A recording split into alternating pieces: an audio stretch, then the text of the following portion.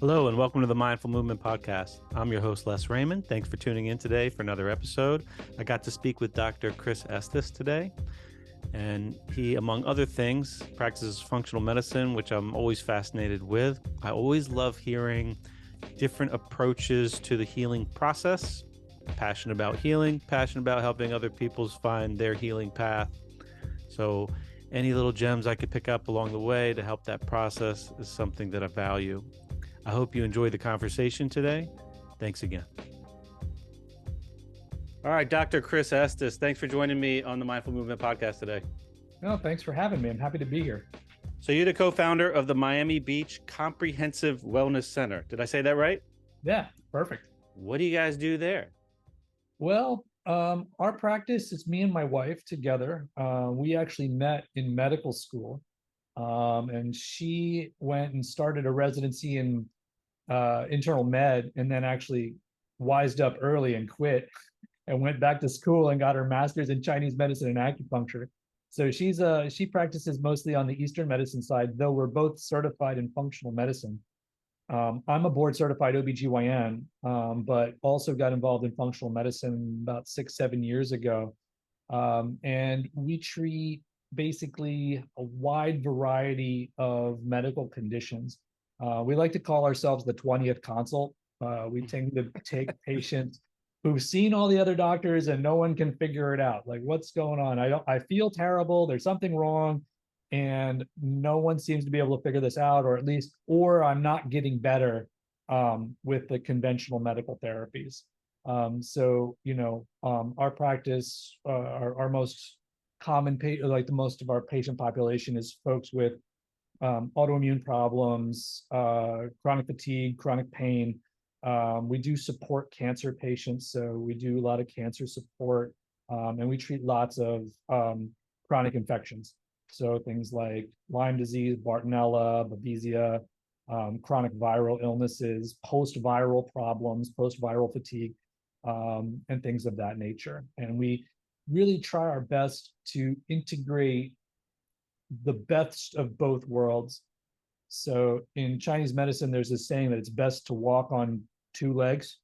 So it's like, you don't want to throw out all the good stuff from Western medicine and biomedicine and those sort of things, but you also don't want to forget about the Chinese medicine, the energetic and energetic side of things, the biopsychosocial side of things, the spiritual side of things. And we like to pride ourselves on the fact that we have both our feet in each of those worlds, so that we can integrate all of those things under one roof at the same time. Gotcha. Did you start out that way, or because you said you're an OB/GYN, did you start out the more traditional method and then jump towards functional medicine for a reason? I've heard in the past people saying like they hit a wall where they just feel like they don't have the toolkit to help people. Yeah, we all have a story getting into this work, because it's not taught in medical school or residency, that's for sure. Now, I'm thankful for my medical training. I'm thankful for my residency, and I'm thankful for the work I did, my colleagues that I had before, because I was on the faculty of University of Miami for almost a little over 7 years, and I was highly involved in academics. So, I published research. I was the director of the clerkship for OBGYN. I was the director of the second year medical student module in reproductive endocrinology. I was on curriculum committees, admissions committees, national committees for residency programs. And, I even helped write questions for the boards. So it's like, when we talk about functional medicine versus conventional medicine, I wasn't like drinking the Kool-Aid in conventional medicine. I was mixing the Kool-Aid. Gotcha. I was part of that establishment very deeply. But really what I found was exactly that. Like, I had patients that were on the medical merry-go-round. They went from specialist to specialist to specialist, and they got a new diagnosis and maybe a new med and some fancy procedure. And they were seeing the best of the best and not getting better. And oftentimes just getting worse. And then we have, of course, had our own personal experiences. And that's another one I find in functional medicine. A lot of us have personal health problems that led us to this world. And I had some of my own. My wife had a very difficult path, actually. It was really mostly her, because She had Crohn's disease for years, which wasn't responding to anything. And then we figured out, well, if you eliminate your food allergies and fix your microbiome and some other things along those lines, that gets better. We treated it also with a lot of herbs and Chinese medicine and acupuncture. But then she developed stage 4 thyroid cancer, and that was not responding to conventional therapy. Like, she had a lump in her neck that didn't shrink with a big dose of radioactive iodine. I was like, yikes. Okay, that's not supposed to have, that's supposed to work, right? It's supposed to be curable. So, we started learning about all the other things that you can do to treat cancer. And, with a variety of, nutritional based and IV based therapies, we were able to put her cancer into remission, Crohn's in remission. And on this journey, we also learned that, well, we were being exposed to toxic mold, high levels of heavy metals. My wife was diagnosed with chronic infections, Lyme and Bartonella and Babesia, chronic viruses. At the time when we first started this odyssey, I was about 90 pounds overweight. I weighed about 250, 245 pounds. I was fatigued, tired, would sleep 13, 14 hours and wake up more tired than when I went to sleep. And I mean, my lifestyle had a lot to do with it, because I was still in the conventional world, taking a lot of overnight calls and, long hours and terrible diet. I was eating in the hospital cafeteria every day. I mean, so that right there, that'll kill you. For sure. The stuff we feed sick people in hospital is really, it's pretty bad. It's appalling. But so I saw a functional medicine doc early on too, and realized that I had many nutrient deficiencies. And he tested me for things. I mean, like I said, I was a university teacher, I was at the cutting edge supposedly, and he ran labs on me that I didn't even know you could check. I was like, I don't even know what this is. Like, what is this, dude? Like, I'm, here I am, university guy. Like, I've never even heard of this. And, realized I had to change my diet, start some supplements, maybe, like actually hit a little more exercise. And I mean, honestly, the biggest thing for me was I realized I found out I had a gluten allergy, and cut gluten out of my life, and I lost 20 pounds. That's all I did. Like, I just did that. Fortunately, I was like, my path was much easier. I had an easier response to go. Gotcha. But I started looking at my family history, and a lot of medical issues in my family with autoimmune diseases and cancer and cardiovascular disease. And I was only in my, I was in my late 30s and already starting to feel like crap, and my blood pressure was creeping up, and my cholesterol was not good. And I was like, I am heading down a bad path. So I gotta change this. I don't want to deal with that in 10 years, So that's kind of how we got into this. And it's like each year has been a learning path. We started off with the Institute for Functional Medicine, and we went through, both my wife and I got our IFMCP, the certified practitioner through IFM, which was great. And then we started studying with ILADS to learn how to treat Lyme and related infections. I did other training with people like Phil Burrascano and Dr. Richard Horowitz. And then I did training in mold with Dr. Shoemaker. And then I also did training. He's from my neck of the woods. Yeah. In Maryland. Yeah, awesome. Yeah, he's a heck of a guy. Like, he pioneer in the field, It's interesting. I've worked with a bunch of functional medicine docs for myself and my own health journeys. And one thing that's been made apparent to me is they just ask different questions that just generally seem more useful. Like, I feel like, though the traditional, Western care can work miracles, especially in acute situations, emergency, like, car accidents, I mean, really miracles. And also, it's like it's not structured to ask the right questions, so they don't. And you mentioned going from specialist to specialist. Another thing I see is that because of that, they don't have the context. Not that they don't have the context, they're just not zeroed in on the context of that holistic approach. As we're a holistic organism, a system full of multiple systems intertwined. You see cholesterol go up, for instance, and they see that as the problem, whereas someone else might say, well, why are they not converting why are they not converting cholesterol to downstream products? What's the thyroid doing? But because the cardiovascular doesn't pick up the phone and call the endocrinologist when he has it, they're just not asking the right stuff. No, Your heart is right here, just a couple inches away from your thyroid, and a couple inches the other direction down to your adrenals. Yeah. You know? And my favorite example of this, and like I always knew there was something not quite right about the way we did things in conventional medicine, because I was always a believer in Eastern medicine. And I used to always have the talk with the I don't have a pill for you talk. I did that one a lot, where people would come in with a complaint to my office and I'd be like, look, I know you're not feeling right. I know this isn't, you need help, but like, I don't have surgery for you. I don't have a pill for you. I don't have a test that's going to help me with you from a conventional standpoint, but I know somebody who's got needles and herbs. And that person with needles and herbs can help you. So I used to have that talk with people, but I just never really did it in my practice exactly for that reason, because just in conventional medicine, you're not set up to do it. You don't have the knowledge, you don't have the time. Like, you're in there, man, like booking 30 patients in your clinic a day. You're just like bam, bam, bam. You're Right. lucky if you get 3 or 4 minutes to talk with your patients, and then you got 10 minutes of doc, you got all this stuff to do. So to really get down into the nitty gritty of these things, it takes time.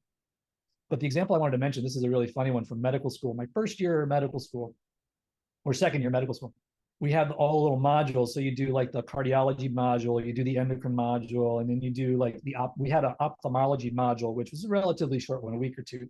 And they had small group sessions where you would go and talk to a specialist in that field. It was part of like the clinical experience with the thing. It was a really cool part of the curriculum. But I remember going to a thing with ophthalmology and I was at University of Miami, which Bascom Palmer is like the #1 eye hospital, like for the last 2 decades or something, right? And the case was about glaucoma. And I had a question for the attending professor who was giving the small group about macular degeneration. And he says, "Oh, I don't really do that stuff." He's like, "I'm an anterior chamber kind of guy." I was like, "The eyeball's this big, dude. Like, it's tiny." And like, you're at the world's best eye hospital, and like a second year medical student. I mean, like, my level of knowledge is like, tiny. You can't answer my question about macular degeneration. You can only tell me about the glaucoma because that's what you do. It's like, whoa, talk about sub specialized. It's like, I only do the half of the eye. Yeah, that's crazy to not have at least a reasonable understanding of the entire organ that you're working on. I know, it's amazing, It's right? funny. I don't want to throw a family member under the bus, but I have a cousin who's been a cardiologist for a long time. Many decades. Has moved up the ladder and works at a prestigious hospital. And we were talking about cholesterol one day at a like a family event, and he said something about LDL, and I was like, "What is LDL?" And he said, "It's bad."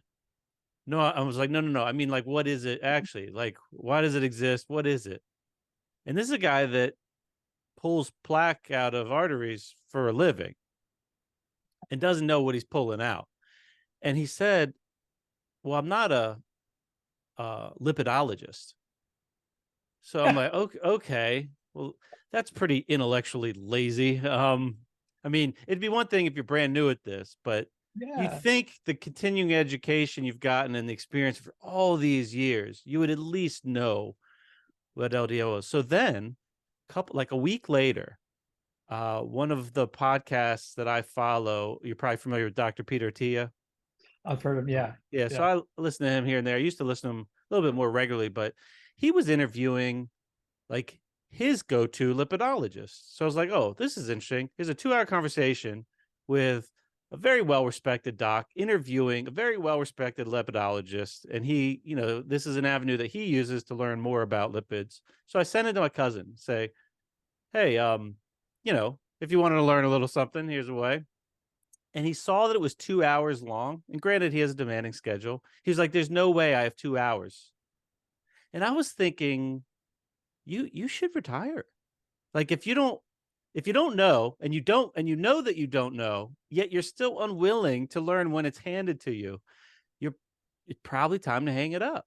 Like, what would It's your a patients say if they knew that you wouldn't devote 2 hours to learn something very fundamental to what you're working on. It's sad, right? It's It's sad. like, it's sad. And it's, I think it's part of the burnout that Yeah, people maybe. get in medicine.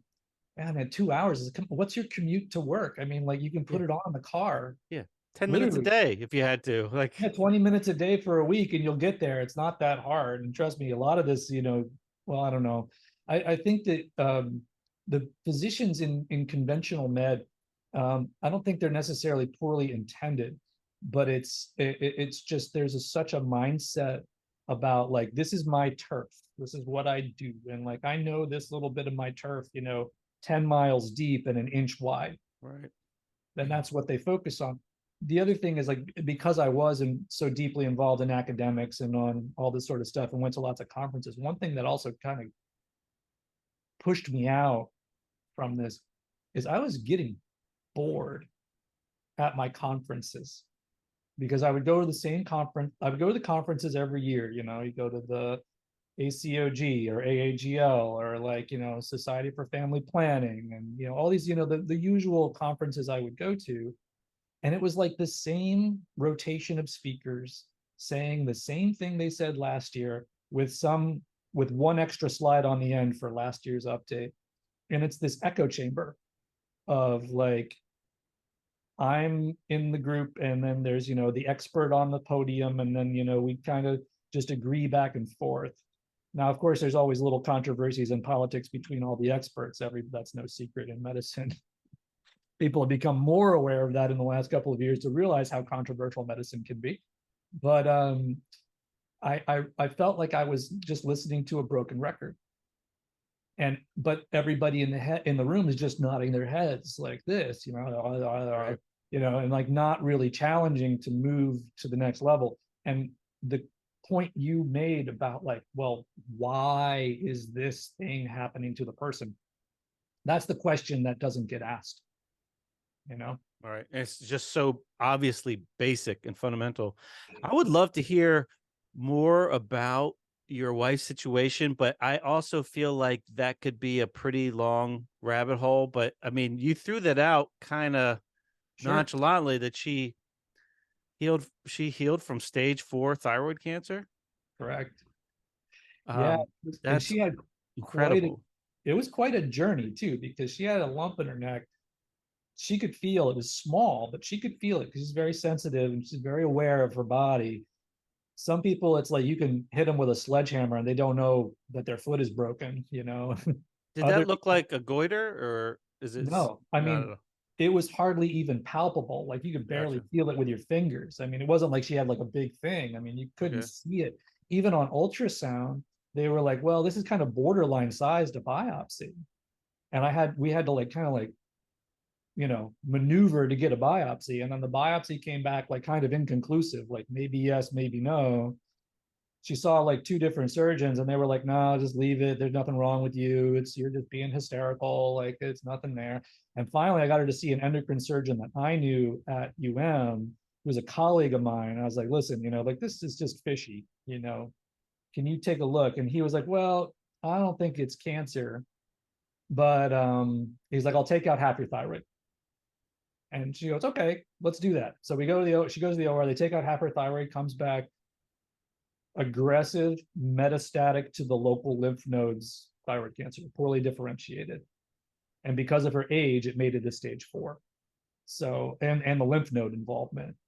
So the surgeon was shocked. And he goes, he's like, wow. He's like, well, now we have to go back and take out the other half. So you could take So, out an entire thyroid oh, sure. and Oh, it doesn't grow back or well, here's the weird thing about taking out your thyroid. Like some thyroid tissue may remain because it's because of the way the operation works. So like you may remain some thyroid gland. Generally, people after they have their thyroid removed for whatever reason, they're going to need thyroid hormone for the rest of their life because they're not going to produce enough. However, with thyroid cancers, just like any cancer, it can grow back. There's micrometastasis into lymph nodes, and with thyroid, it can metastasize into even other tissues. So, that's why with cases like that, usually also give a systemic therapy like radioactive iodine, which she did. So the radioactive iodine gets taken up by any thyroid cells because iodine is the principal mineral in thyroid hormone. So basically, it takes up this radioactive iodine and destroys it. That's the idea. And I mean, the good news is it usually works. Like it's a very effective therapy. But in her case, she still had this persistent lump in her neck, like a lymph node that just wouldn't go away. And it was firm and kind of fixed. And she was like, should we biopsy this thing? Should we take it out? Should we do something? And everybody was like, no, just leave it alone. So, we were doing other sorts of herbal acupuncture and nutritional things. And then we started doing some research about other ways to address malignancies. And we came across alpha lipoic acid. So alpha lipoic acid is a potent antioxidant. It works primarily in the liver along with glutathione and vitamin C. So like it's part of the electron transfer between glutathione and vitamin C, that whole cycle of recycling reduced glutathione. Mm-hmm. Alpha lipoic is in that too. But if you give yeah, go ahead. So glutathione's used to recycle vitamin C, and or is it the other way around? I didn't do my homework, man. Okay. My biochemical pathways are. So it's involved. ALA is involved with. ALA is in there. I can never remember who recharges who. Okay. But it's like, okay, alpha lipoic glutathione and vitamin C, they pass the electrons around, and I'm pretty sure it's vitamin C that recycles glutathione. But I'm sure you're going to have a really smart listener who's going to write in the comments like, no, it's the other way around. And I'll ALA's in there too. Okay. I haven't heard much about alpha lip. I've heard the word, but I've never double clicked that. So I'm interested to do a little more homework after this. It's a fascinating molecule. It works in that whole cycle. Now, the other thing with alpha lipoic, just for our listeners out there, if anybody decides they want to play with it, be sure you take B complex while you take your alpha lipoic acid, because your alpha lipoic acid, that whole cycle and the other functions that alpha lipoic acid serves are going to increase mitochondrial metabolism. So therefore, it's going to increase your utilization of B vitamins. So I always give a B complex along with alpha lipoic, and you want to make sure your B vitamins are replete before you do alpha lipoic acid. But when you give alpha lipoic acid in high doses in the IV, it's actually been shown to be an effective adjunct therapy for several types of cancer. So does it become like a pro-oxidant in a high dose, kind of like vitamin C is an antioxidant, but in a high dose can be a pro-oxidant? Slightly different mechanism than high dose vitamin C. The other way alpha lipoic seems to work is that it's a potent detox stimulant. It also helps remove heavy metals. It actually works almost like chelation. So it's particularly good for mercury. So people who've got elevated levels of mercury, I always put them on alpha lipoic, and we can do alpha lipoic IV as well. Yeah, I think I've heard it in that context of mercury. Mm-hmm. Okay, so she did these things. Yes. And then it just started to chip away at the lump, or? I'm telling you, we did 3 or 4 IVs of a good dose alpha lipoic acid, and the lump went away. Oh, that's literally amazing. Shrank. And every now and then she'll get it start to come back a little bit, and we hit her, and she takes the alpha lipoic IV again, and it goes away. So it does raise the question, what's driving it to come back? Oh, my poor wife. Oh, Emily's got it. She's our most complicated patient. Gotcha. Okay. Well, I don't want to talk too much of it. There's a lot of things I wanted to touch on. I just wanted to hear a little bit more. I don't want you to put someone else's whole story out there. It's okay. She's open about it. And she actually, if you ever want to talk to her, she'd be happy to tell you the whole thing. Okay. Well, maybe that's the way to do it. Maybe we'll do a follow-up and have that personal experience of that, because I am always inspired by like significant healing stories, like things that you're supposedly not supposed to be able to heal from, and then people do. Yeah, me too. Me too. So you went, you said you get a lot of Lyme patients there. That's something that I personally have dealt with. I was feeling sick one day, was on a massage table, and the therapist said, did you get hit in the back of the leg? And I knew right there when she asked it, I was like, is there a bullseye on my leg? And like 3 seconds later, there's this pause, and she said, yeah. And I Oh, hopped up and I was like, take me to the urgent care right now. I was like naked, hopping up from the massage table, like, I gotta go now. And then that set off a cascade of just some crazy health issues. wow. Which I really think um, stemmed more from the 3 weeks of antibiotic I took. I feel like the Lyme was knocked out pretty quick. I have a question for you because you see a lot of Lyme folks, and I want to get into some of the traditional therapies. And I know you said, I saw on your site, and you mentioned that you're big into ozone, and I definitely want to touch on that today. But with Lyme, we know it's like a tick-borne illness, but I've heard a couple things. Many people that get it that never saw the tick, and this all too common story that people get Lyme at a time of stress, which leads me to believe, can you get bit when you're a kid? It's just in there dormant, and it's the stress that triggers either like the immune suppression that allows the opportunity for the bacteria to expand or take advantage, or something along the lines. You're shaking Yeah, your head. you're on the right track. Okay. What's your So, take on all that?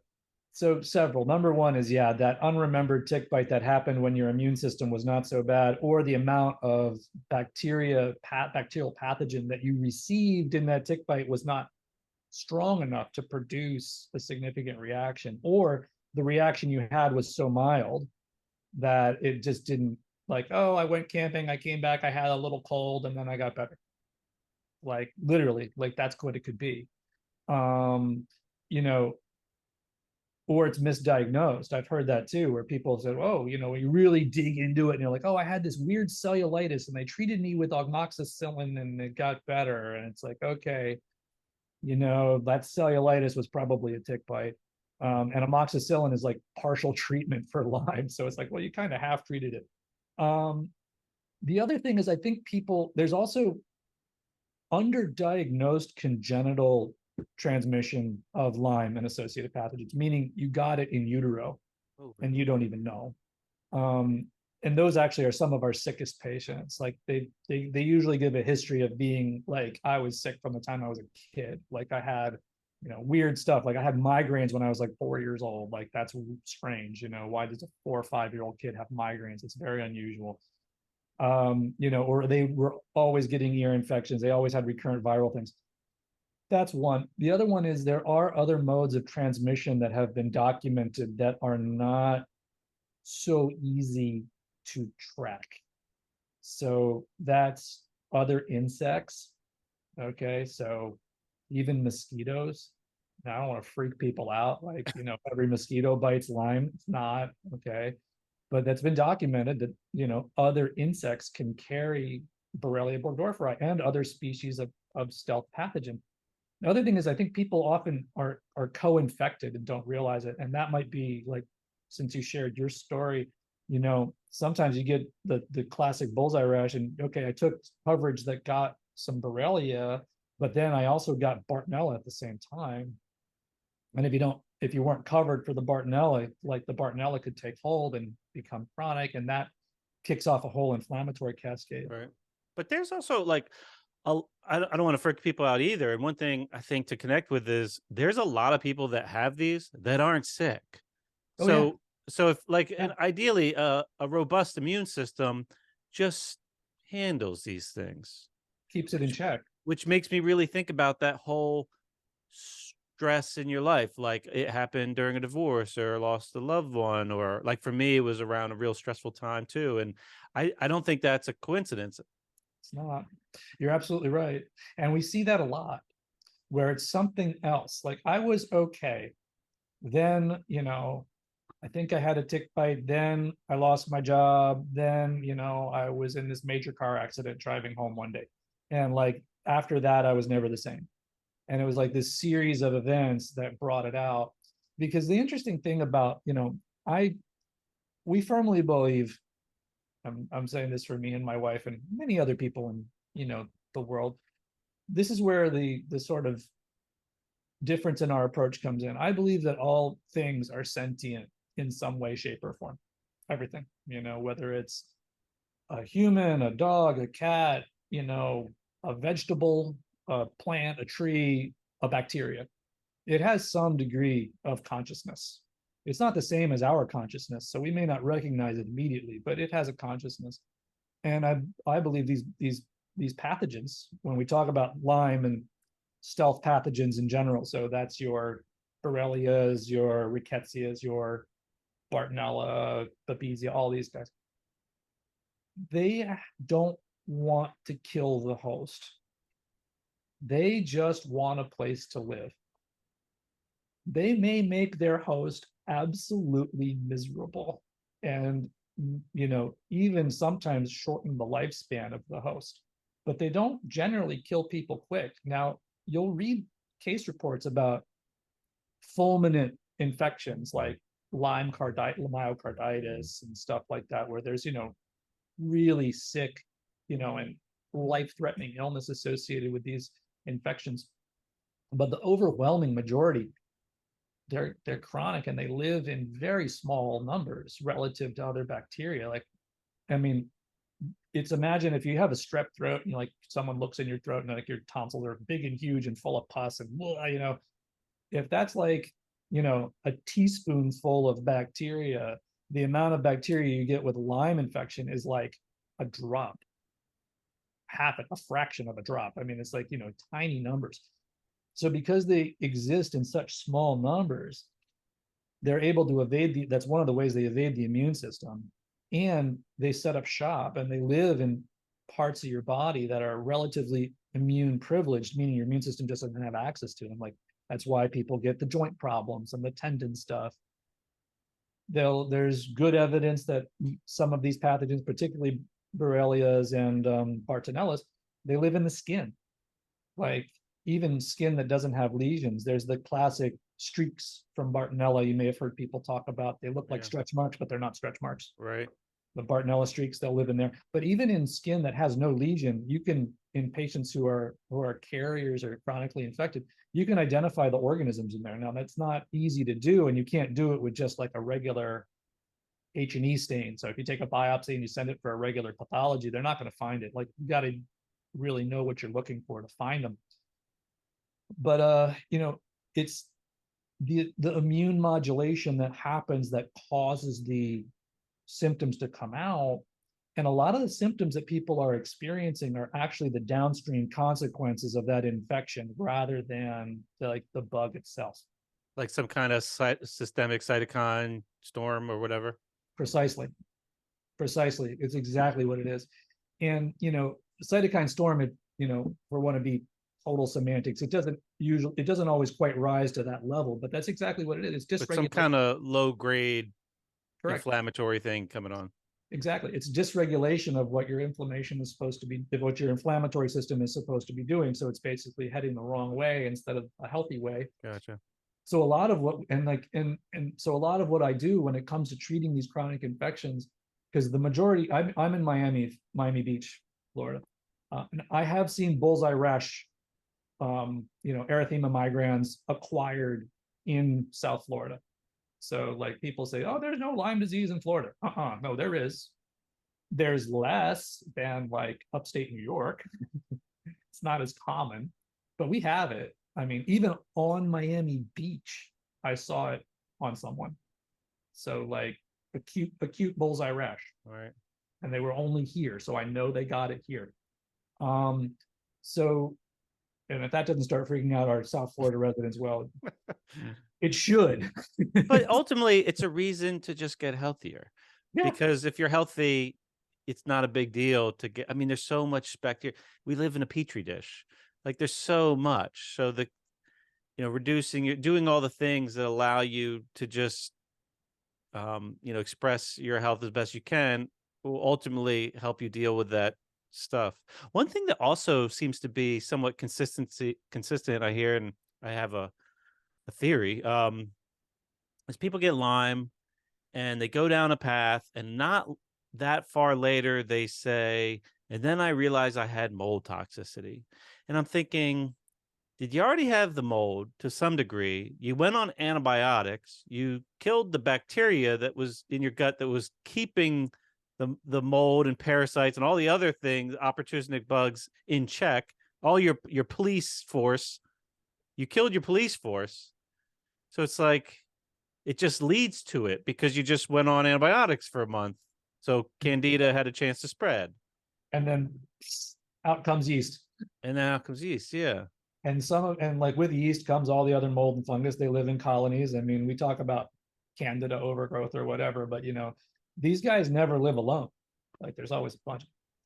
Now, there do seem to be genetic predispositions or sensitivity to both chronic infections like Lyme and mycotoxins. So some people will be exposed to mycotoxins and they kind of just run right through, like they don't seem to bother them very much, if at all, unless it's incredibly high levels. Is that because the genetics is it related to like detox pathways where you just get stuff out better? Correct. I mean, the mechanisms, that's a good one sentence summary of a book's worth of information. Yeah, it's like there's HLA typing you can check. There's specific types of HLA types that have been associated with both of these things. I think my functional doc did that. I think when it's funny. I got the Lyme, he's treating me, and then one day he pulled out the eye chart and was it visual contrast? Yeah, VCS. VCS. He pulls that out, and I'm like, what the heck test is this? And for the listeners, it's basically like this card, kind of like an eye exam where you see how far down the list you could read. But instead of the numbers or letters getting smaller, it's more of like black and white lines, and it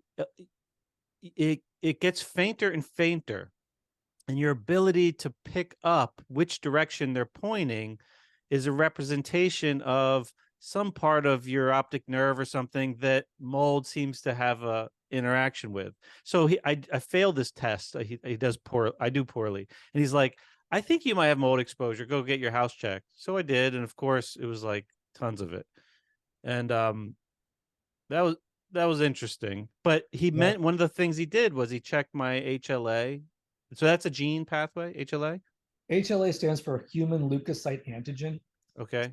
It's specific it's a profile of different proteins on the surface of white blood cells. And yeah, the way that you get your HLA type is genetic. So it's but that tells you how efficient you might be at getting rid of some of these toxins, or so I mean, I'm not an expert in that field to know exactly what it's telling us, but I can tell you that there are certain HLA types that have been associated with susceptibility to chronic infection and susceptibility to mycotoxin illness. And gotcha. Okay. So exactly how that works out, I'm not sure. I mean, honestly, I'm not quite sure how much people really know why it's the case. But it's definitely it's a marker that lives in the immune system. So that really makes sense for the chronic infection stuff. Well, if my white blood cells don't really recognize these pathogens or kill them very efficiently, then I'm going to be more likely to carry it chronically or develop significant disease as a result. And how it relates to biotoxin illness, I'm not sure exactly what the biochemical pathways are.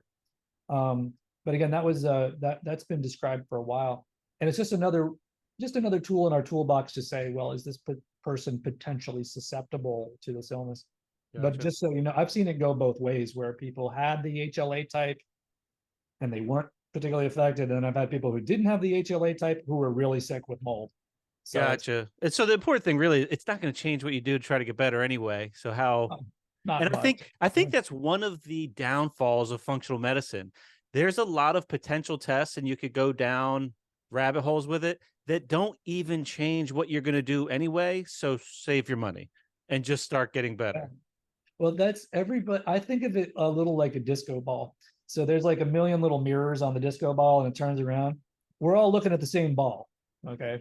But it's different angles. I'll give you a good example. I had a patient who I've been seeing for various things, mostly is like hormonal stuff and like, a little detox support. No, not even a seriously chronically ill person.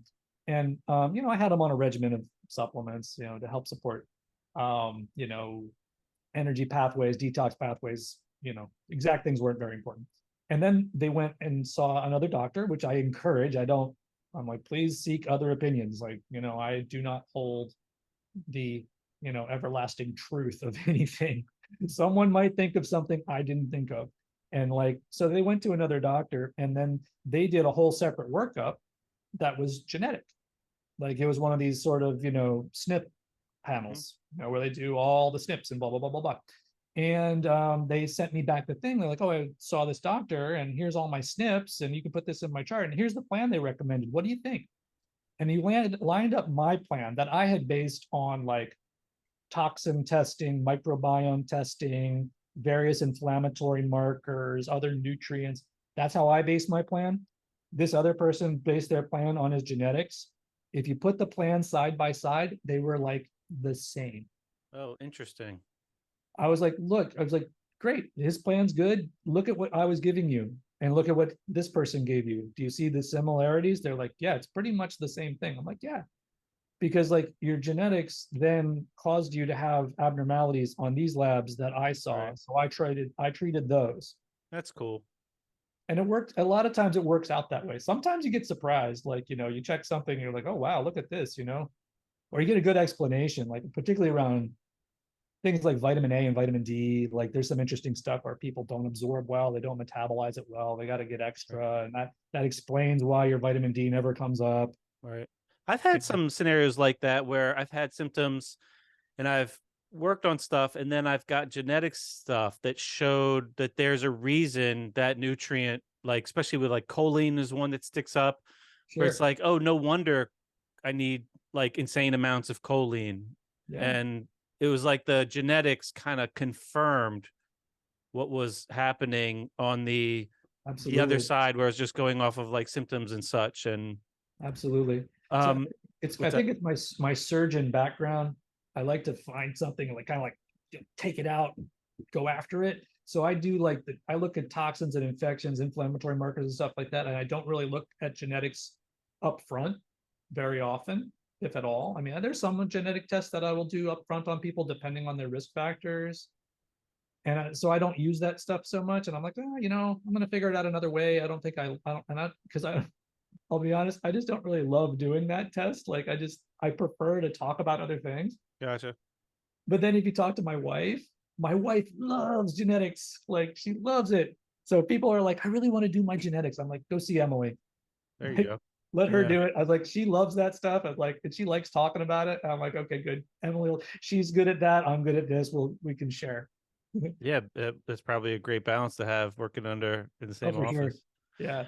Let's get into some of the therapy. So you mentioned Lyme and like mold and biotoxin is a common thing you deal with. In my experience, I think there's just a ton of people dealing with stuff that leads to these like low grade and sometimes like really acute, but like this mystery illness, and they can't point their finger out. And like we said, the Western medical model is just a little like ill equipped for.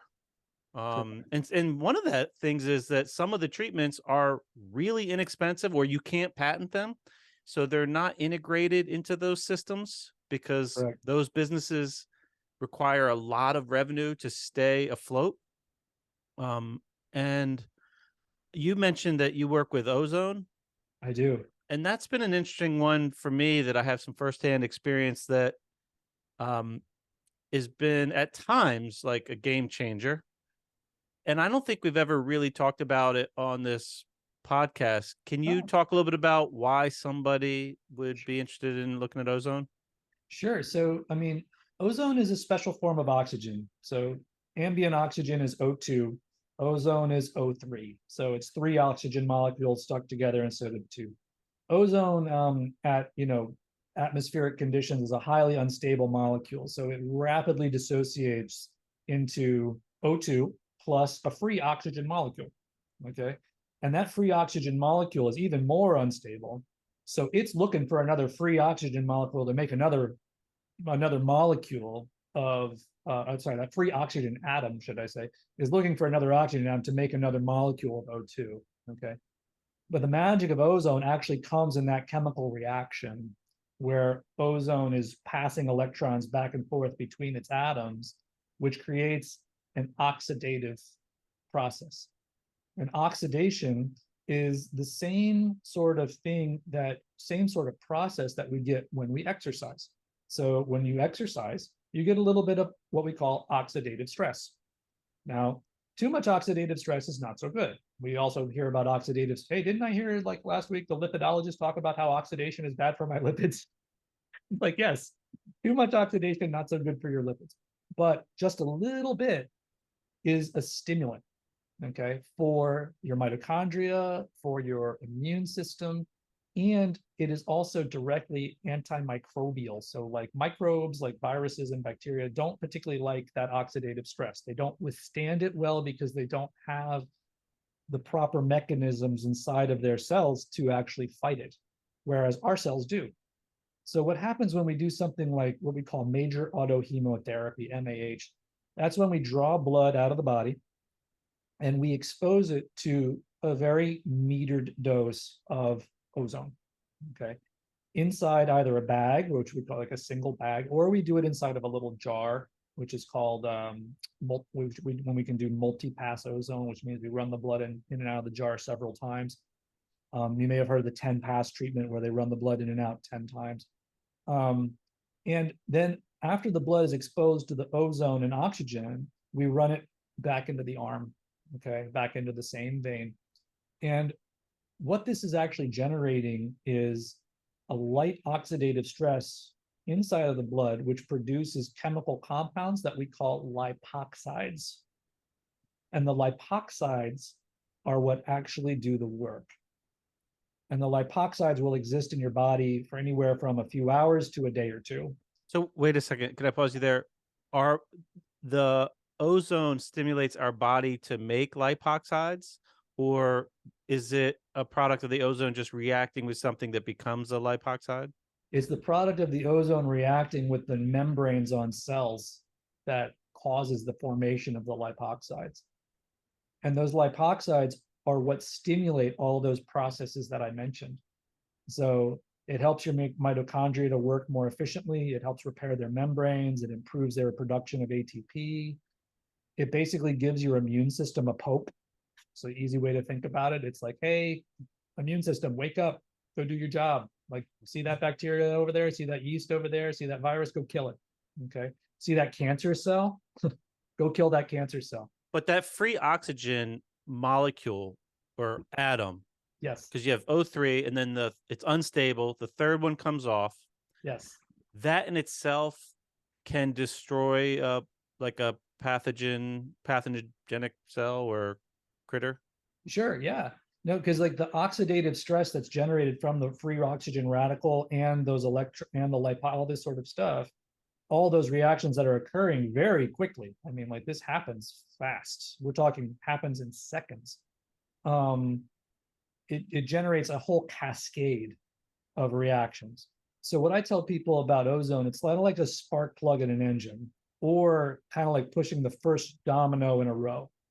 So the ozone comes in, pushes the first domino, and then it generates a long reaction of processes in the body that do all of those functions, which is why it's like when you read about ozone therapy and like, well, what can you treat ozone with? Well, ozone's not FDA approved to treat anything, okay? But it's had demonstrated, application for chronic infections, for various kinds of toxicity, for cardiovascular disease, for chronic wounds, for cancer, all sorts of stuff.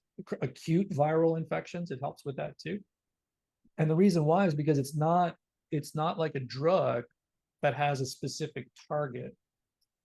What it's doing is just allowing all of the natural, normal body processes to work better. The other side product, if you will, of doing the ozone is that your blood becomes hyperoxygenated. So like you get a bunch of extra oxygen into your blood that then runs back. And of course, that extra oxygenated blood goes everywhere in your body. It goes to your heart, goes to your brain, goes to your liver, goes to your kidneys. So when your body gets an extra dose of oxygen, great. The tissues like oxygen. So ozone is a great adjunct to therapies. Doesn't really it makes everything else you do work better. So I always emphasize that to folks. It's like, well, I can't treat your Lyme with just ozone. So like, we're going to do our supplements, we're going to do our herbs, we're going to do all of our other therapies that we need to address underlying toxicities or whatever else we've discovered. And then we put ozone on top as like an adjunct that allows your body's systems to function even better. Now, in the acute phase, it is also useful to help. It will help kill organisms. So, like if someone comes in with a bullseye rash, like EM, I encourage them to do ozone. Like now, if they don't if their detox pathways aren't free flowing at that time, can that backfire doing ozone, something so powerful as that? Anything can backfire. Gotcha. A pill of glutathione can. I've seen a pill of glutathione put people on the floor because they were not ready for it.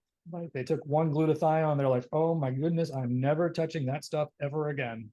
Gotcha. I was sick for 2 days.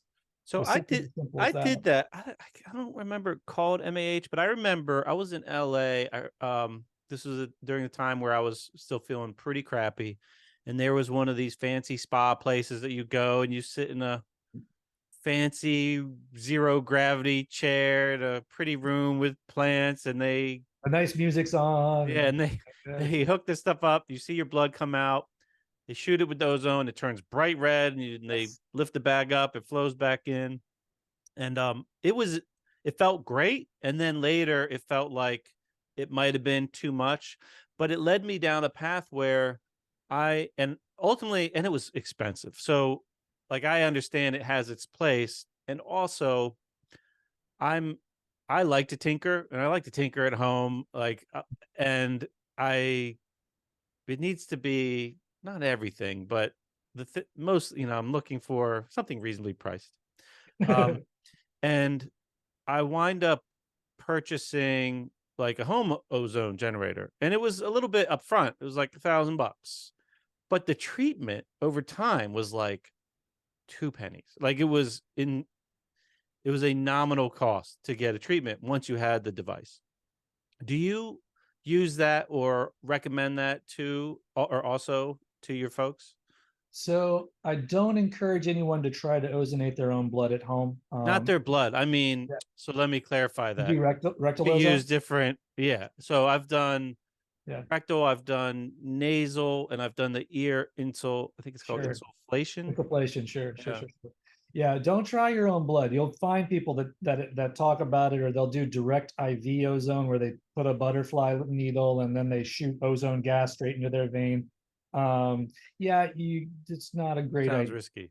Yeah, you can hurt yourself if you do that wrong for sure. Like wind yourself up in the emergency room or worse. I've had a very positive experience with using ozone personally. So, when people want, and like there's some people I have that really, really want to do ozone, but they don't have good veins. And like no matter what, I mean, you need a good vein to do ozone, or else it's just to do blood ozonation, that is, because if you don't have a good vein, I can't draw it out and put it back in. It's just not going to work. So for those folks, rectal ozone works great, and you can do it safely at home, as long as you know the appropriate settings and you don't give yourself a too high of a dose. So, usually we'll have people do anywhere between 20 to 40 gamma, which is. So that refers to like a concentration. Concentration, exactly. 20 to 40 gamma, which is cubic, is the number of milligrams per cubic ml is what that's what a gamma is. Milligrams per cubic ml. And then people will place anywhere between, at a very small dose, like 50 cc's up to like 200 cc's of air of the ozonated stuff, of the ozonated gas. And this can be done, a home generator with an oxygen tank. And 200, just for the listeners, that's about one fart. It's a big fart, but maybe two farts worth. Yeah, it's maybe a couple of farts, and if you really get it good, you can really rip it off for 10, 15 seconds, but I've done it myself, and what happens with that is that your rectum has a very rich blood supply, lots of blood down there. And the large intestine, the large and small intestine drain their venous supply, the drainage of those organs goes directly to the liver through what's called the portal vein.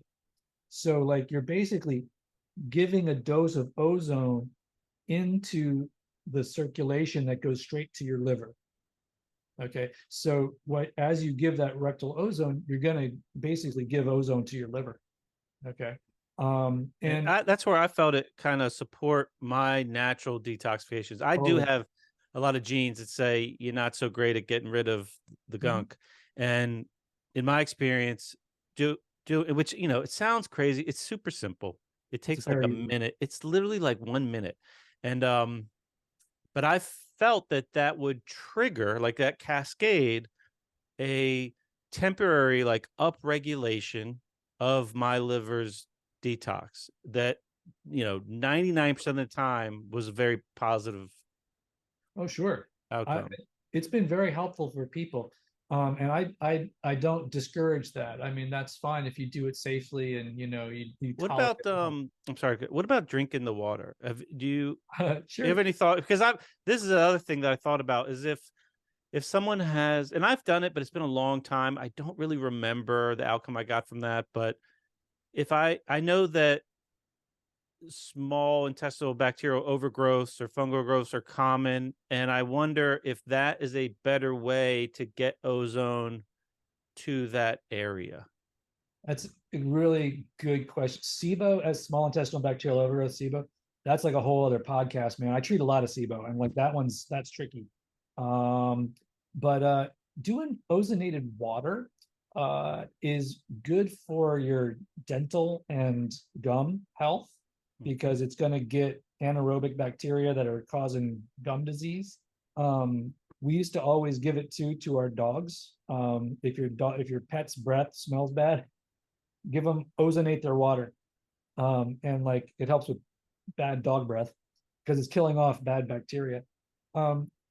You're not going to get a real strong effect systemically from that, because what you're going to get is more like a local effect. So like as you drink it, the ozone's going to rapidly dissociate, and it's going to get bacteria like in the mouth and upper GI tract.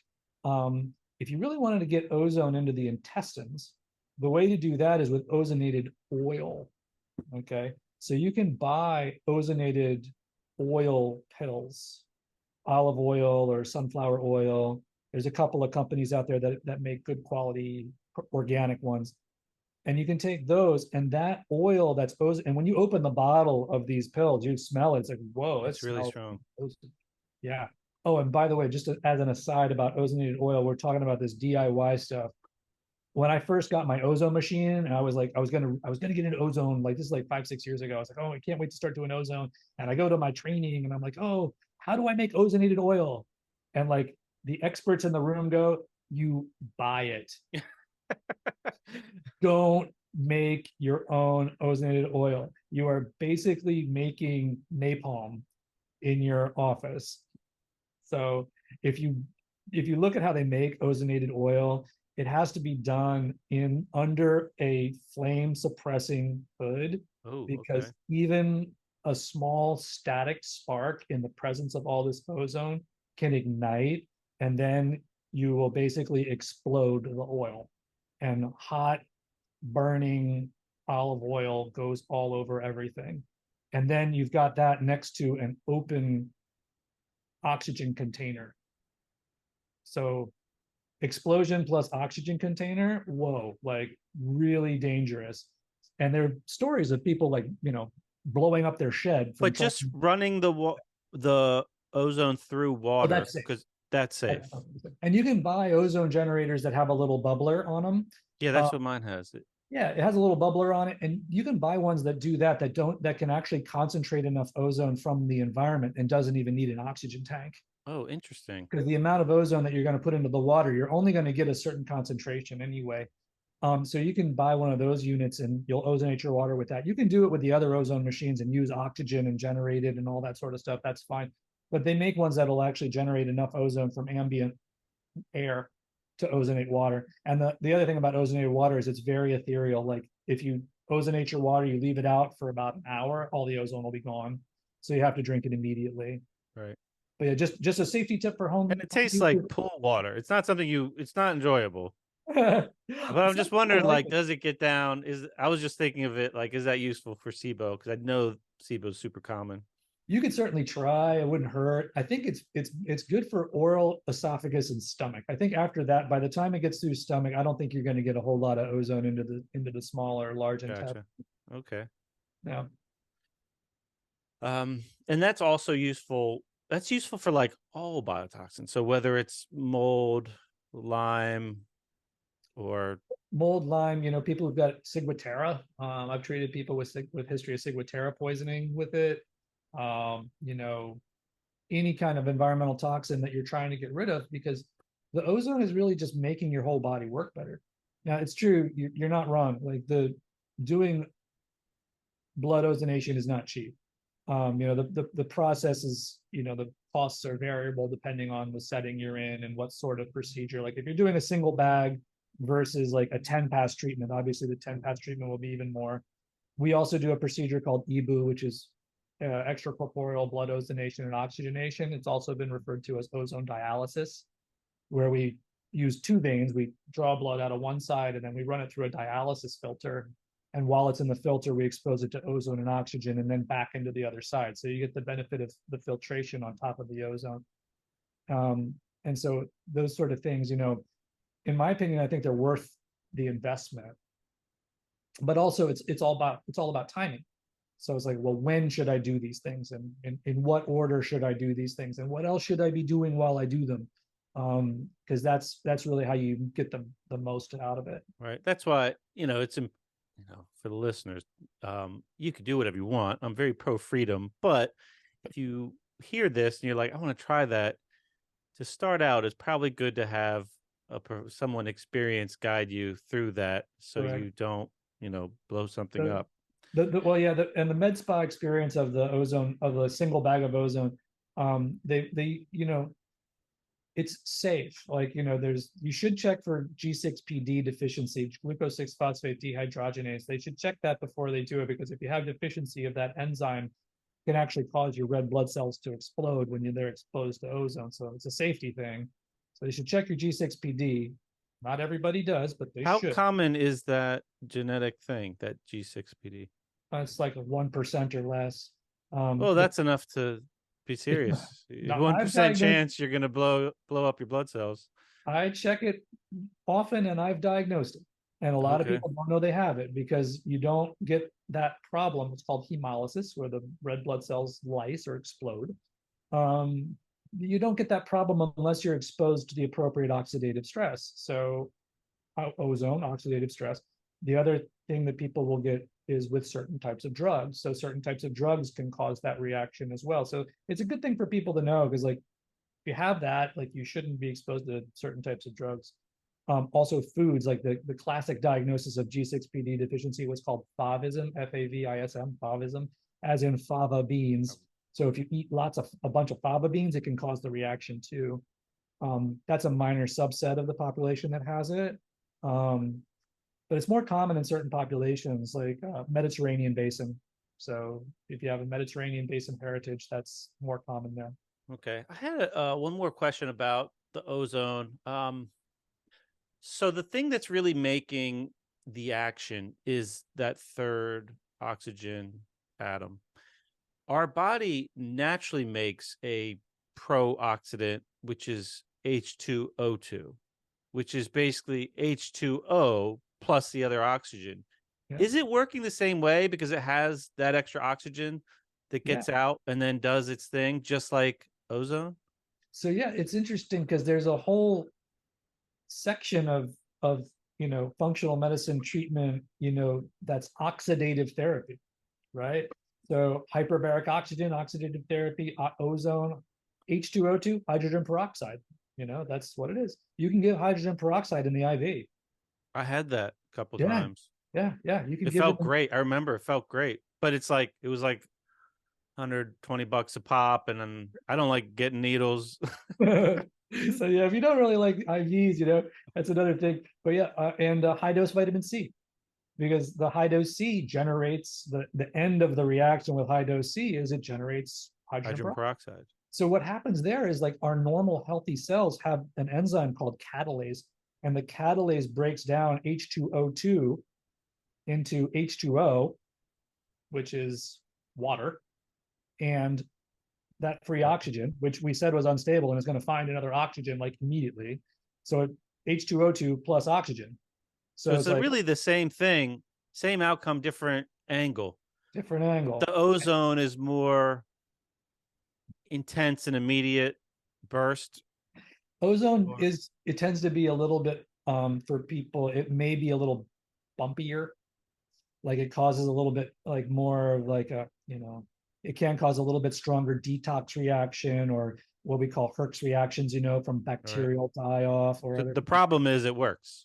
Yeah. It works, but that's Okay, the problem. you're gonna feel it, man. And it's tough because like this, it's like this, the worse people are, like the sicker people are, the more they feel it. Um, if you're like healthy, and like the other thing is people do ozone therapies as like a longevity practice too, because it improves organ function. People who are athletes like it because it helps with cardiovascular performance and workout recovery. I didn't So I know mean, that. I got people come in here who are like, amateur athletes, and they like to CrossFit, and they do all the, they do marathons and triathlons and stuff. They come in, they get their ozone, and they're like, I can't wait for my ozone. I'm gonna run home. Literally, like they come to the office and they run home because they feel so good afterwards. But that's, it hits everybody a little different depending on what your current health status is. On the detox, because you mentioned the Herxheimer reaction. So for listeners, the idea is like if you kill off a lot of bugs, it releases a lot of toxins. So ultimately, you're getting something you want, but it might not feel good along the way when you have that initial exposure. What are some of the like low hanging fruit, I guess, practices that you deploy to your patients to just support detoxification in general so that Yeah, you could be more aggressive with these sure. herbs or ozones or whatever? So we're kind of talking about two things. So there's detox reaction, which is an increase in circulating like toxic stuff. And then there's a Herx reaction, which is actually an inflammatory immune response from, you know, death of a microbe. Now, some microbes will release literally toxic things, particularly yeasts, fungus. Certain bacteria will release lipopolysaccharide, or which is lipopolysaccharides. Other name is endotoxin. What a great name! What does that mean? Right? We're Even E. poisoning coli. ourselves. Exactly. Well, even E. coli has endotoxin. So like that's a bacteria that lives in all of us. But so on the microbe side of the world, okay, an important thing to do is to modulate the immune response, because what's happening in the setting of a lot of chronic infections, whether it's mold, yeast, fungus, or bacterial or viral, okay, is that the immune system is releasing excessive amounts of cytokines and other sorts of compounds that are causing your symptoms. They cause the fatigue, they cause the brain fog, they cause the pain, all these sort of things. So we use substances that help to modulate that response and push it in a more positive direction so that it's actually killing things rather than killing you. And putting those sort of products on board before you start killing things off is the most important thing to do. So I have a couple of different products I like to use. I have no affiliation with any of these people. I don't get any money from them, but I just use them and I like them. Research Nutritionals makes a product called Cytoquel, CYTO, Cytoquel. That's I'm a sorry, CYT. CYTO QUEL Cytoquel, Okay. and it's a combination of a couple different modulators that help to decrease or help to improve the immune response. Other things that are just like one-offs or individual compounds are things like curcumin, quercetin. Um, I do a lot of herbs, and so like the herbal things that I use um, are things like Chinese skullcap, um, resveratrol, uh, kudzu, teasel. Now, what's funny about all those herbs I mentioned is like they also are antimicrobial in their own way. So they're antimicrobial, but they're also immune modulators. So it's like it kind of licorice, another one. Licorice is I kind of throw that into the mix a lot. Helps your adrenals. Got to be careful with licorice and your blood pressure. As long as you're not hypertensive, it's a safe one. Um, to support the hormonal axis as you go through all this sort of stuff. So I usually kind of sit down with each individual person to see where they're at. And I, before, like, let's say I do diagnose them with, chronic infection, whatever that might be, I never am going to hit them with antibiotics right up front, even if I think they need them at some point. Um, because if you do, it tends to just throw you under the bus, like you really get worse. Um, we're going to start off by trying to modulate this inflammation a little bit by whatever seems appropriate for them. And then on the detox side of things, like invariably, people who wind up with these chronic infections have also got other concomitant issues going on that are distracting their immune system from doing what it's supposed to do, whether that's mold or heavy metal or, plastics, like BPA or parabens or, other sorts of nasty things that we get in our environment. So looking at what sorts of things they may be affected with over there and starting support for them at the same time is also important. So we usually put those things on board first, and then we start saying, okay, well, now what are we going to do? Okay, well, we're going to start you on an antibiotic protocol. We're going to up our game on some more like, bactericidal or fungicidal herbs and all these sort of things. Oh, and last but not least, binder. Um, Are can't say there particular binders that you find over time have been like more successful, more reliable? so it depends on the toxin.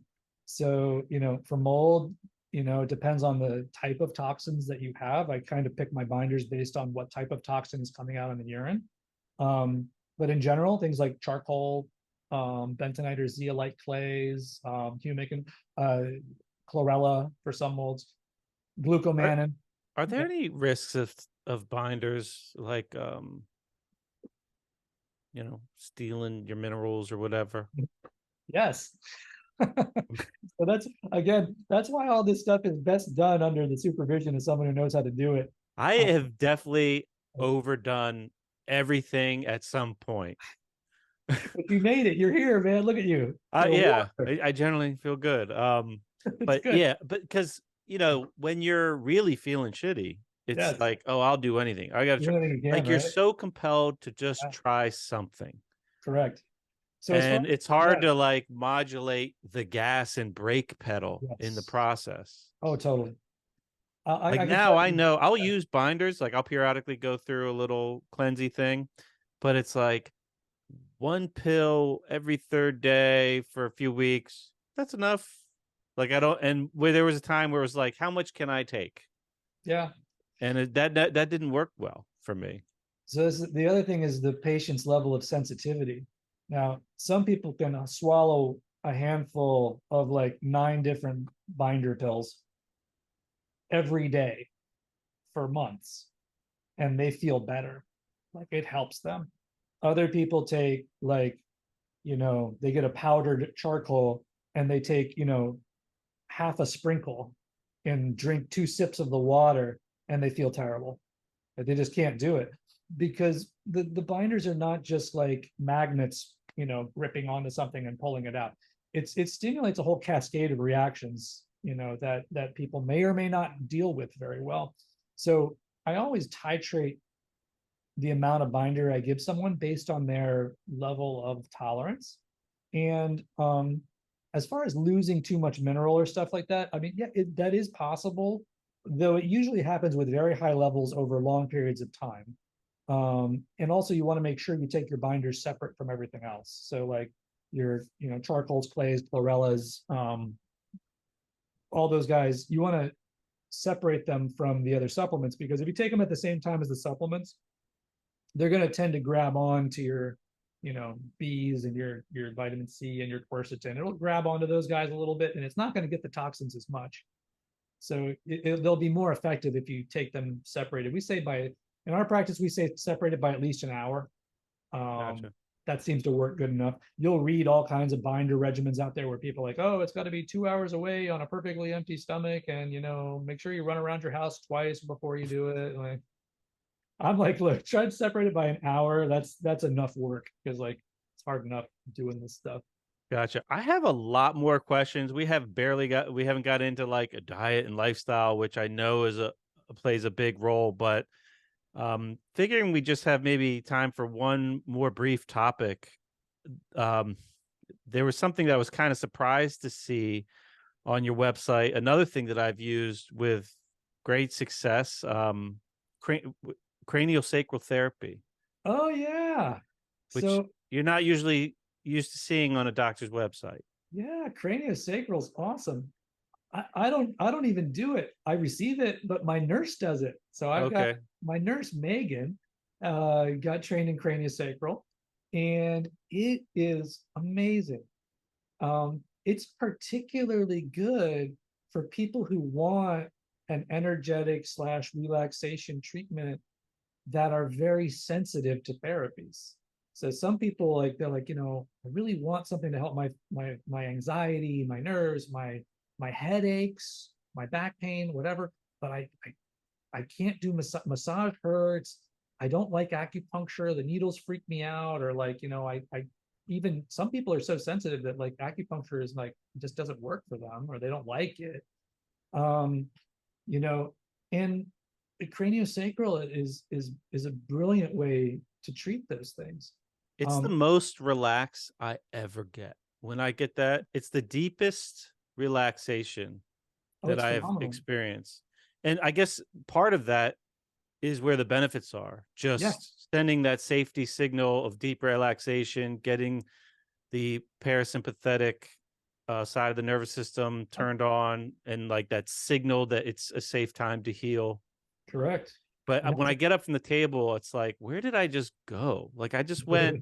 It's like you go so deep, and it's so subtle. I know you're not the practitioner, but are you well versed on explaining what's going on there, like how it works? Or well, I can tell you very briefly, and that's if we don't have a little time left, that's good, because I can tell you what I understand about it. I mean, it works on regulating the flow of cerebrospinal fluid. So like our cerebrospinal fluid, it's secreted, in special places inside the ventricles of the brain. It bathes around the brain and then down your spinal cord, and it has a circulation, but that circulation can be dysregulated or obstructed. Okay. And what the craniosacral practitioner is doing is using their hands to feel subtle energy fields around your body and then help you balance them out. That's what it is. Now, it is an energetic process. It's not like they're pushing and squishing this fluid up or down. It's super subtle. It's not like lymphatic massage of the brain. Okay. Right. If you've ever been out of lymphatic massage, man, they're going to get into all the crevices and just like really push it around. This is more like, okay, this imagine it almost like, okay, this fishbowl is sloshing around too much. Like, how do I calm this fishbowl down? It's like, okay, you're gonna kind of like, oh, interesting. That's a cool analogy. Back and forth, very gentle, subtle. And they'll use different pressure points. It's called craniosacral because sacral for sacrum. So they use pressure points, around your head, around your neck, shoulders, and then down, around the pelvis, around your sacrum, to help balance this out. And while it doesn't seem like they're doing much, it does. It's because it's not like a massage where that, good, strong, deep tissue massage. You can tell whoever's doing that, they're working up there, man. Like they're right. It's very different. Yeah. Oh, yeah. At first, you're like, oh, I wasted my money today. What did this person's not doing anything? Exactly. And then an hour later, you wake up and like, I just felt like I went to outer space. Exactly. Like, oh, you're like, okay, you're done. It's like, but you only started 5 minutes ago. It's like, no, you've been like snoozing for an hour, buddy. Yeah, it's like that. I love it. Yeah. So it's super good for anybody. That's great that you have that there. Oh, it's great. I mean, like acupuncture is a great way to do it. That's a great way to do it. Reiki is a great way to do it. We also do acutonics sound healing, which is uses the principles of Chinese medicine, except instead of needles, we use tuning forks. Oh, cool. So we use different types of tuning forks on the body, off the body. Oh, I would like to try that. Oh, if you like craniosacral, you'd love acutonics. Like I would it's like to come down to Miami this winter because I'm already starting to get sad that the sun is leaving Maryland and my tan is basically gone. So yeah, I would like to come down and and get a session of that. That's come something on, that's right come up on my down. alley. Oh, you'd love it. And this is also part of where we get into the spiritual side of things. I mean, and this we work inside of anyone's spiritual framework. You know, it's not specific to one thing. But that's, you know, another level of energetic treatment, you know, where you can help people to access rebalancing, you know, that psycho-spiritual aspect of your life, because our physical health problems are affected there too, you know, and sometimes that's part of what's causing the physical dysregulation. Oh, for sure. And we believe that you should, I want people to be able to access all those levels.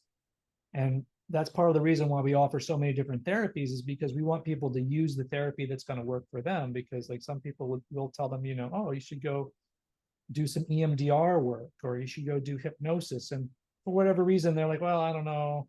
Hypnosis sounds too much like mind control for me. It's I don't like that. Or my religion says I really shouldn't do that sort of work. I'm like, well, then, you know, try craniosacral, try acupuncture, or, you know, we have neurofeedback things that we do. Yeah. Great So toolkit. there's different ways to access these things. I'm like you, I'm an experimenter, so I do all of them and love every one of them.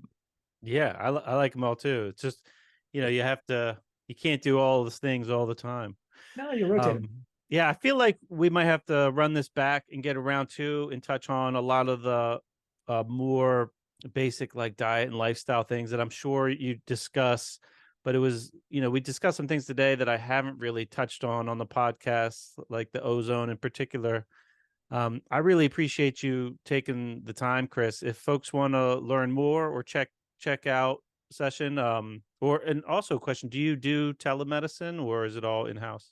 So we prefer to do things in person, certainly at least for your first visit. We can do telemedicine visits, but particularly for our more complicated patients, we get our best success when people can actually come in the office and take advantage of all the things that we do. Miami is not a bad place to have to go to see it. Not a bad place. Some extra healing on the beach after the session with you. Exactly. So how do they find out more? So you can check out our website. Our website's www.miamibeachcwc.com, as in Miami Beach Comprehensive Wellness Center, miamibeachcwc.com. And all our contact info is on the website, as well as a lot of other information, blog posts, and, overview of everything we do. Great. Well, Chris, thank you for taking the time. And for the listeners, always grateful, of course, for you listening. And I look forward to our paths crossing again sometime, Chris. Wonderful. Thank you so much. All right, everybody. Hope you enjoyed. Have a great day. Thanks again for tuning in, everybody. If you find yourself having difficulty healing from something and you want a different approach and you haven't tried functional medicine, then I do recommend checking it out. I love the idea that Chris's place kind of has as he said, has a foot in each side, Eastern and Western. And I think that is a model that has a potential for just tremendous success for many people. So especially if you're having trouble making progress, and if you haven't checked out the functional medicine route, in my experience, they do ask the right questions and could get you at least headed in the right direction. So if you know somebody that might be struggling, maybe you could send this conversation their way. I hope you enjoyed. Thanks again for listening. Have a great day.